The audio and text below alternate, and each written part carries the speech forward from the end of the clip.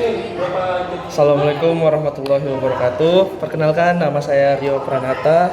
Saya dari kelas PAI-A semester 4. NPM saya 2301201020032. Nah, di sini saya akan menyampaikan materi bahasa Inggris tentang conditional sentences and subjunctive. Nah, yang pertama kita berangkat dari conditional sentences dan subjunctive itu sebelumnya adalah dua konsep penting dalam bahasa Inggris yang digunakan untuk mengungkap kemungkinan, ketidakpastian, dan hipotesis. Yang pertama kita berangkat dari conditional sentences.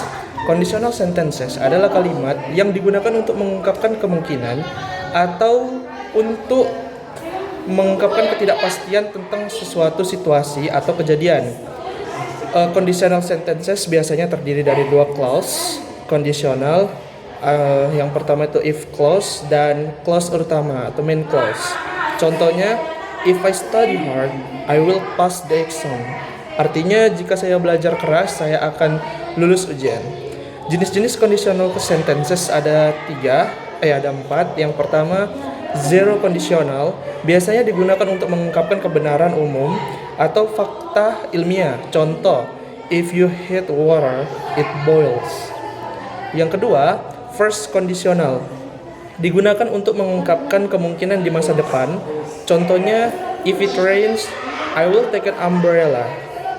Yang ketiga, second conditional, digunakan untuk mengungkapkan kemungkinan yang tidak realistis di masa sekarang ataupun di masa depan. Contohnya, if I won the lottery, I will buy a house. Yang keempat, third conditional, biasanya digunakan untuk mengungkapkan kemungkinan yang tidak terjadi di masa lalu. Contohnya seperti, if I had studied hard, I would have passed the exam. Oke, selanjutnya kita berangkat ke subjunctive. Sebelumnya, subjunctive adalah bentuk kata yang kerja digunakan untuk mengungkapkan kemungkinan, ketidakpastian, atau hipotesis tentang suatu situasi atau kejadian. Subjunctive biasanya digunakan dalam clause yang dimulai dengan kata-kata seperti if, wish, suggest, and it's necessary that. Contohnya, it's necessary that he be present at the meeting. Artinya adalah perlu bahwa dia hadir di pertemuan.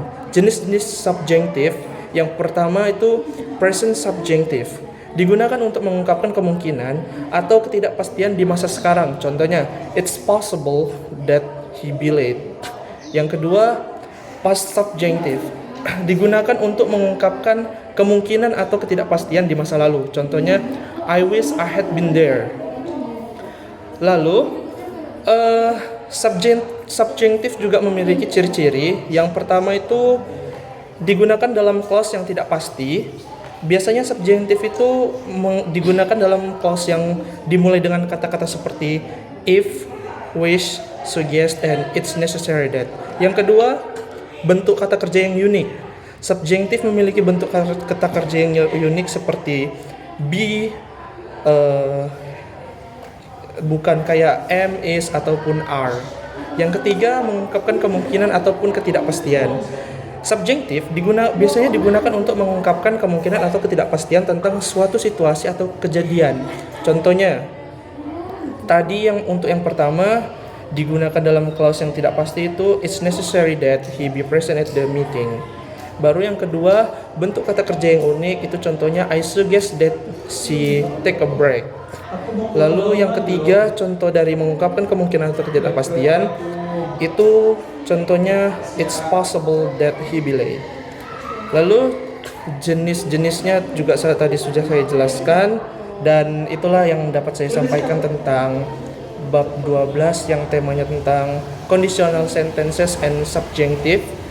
Apabila ada perkataan atau perbuatan saya yang salah, kepada Allah saya mohon ampun, dan kepada teman-teman sekalian dan Bapak pembimbing saya, Pak Agus Salim, saya minta maaf. Saya akhiri, nunul kalam yang maisturun. Assalamualaikum warahmatullahi wabarakatuh.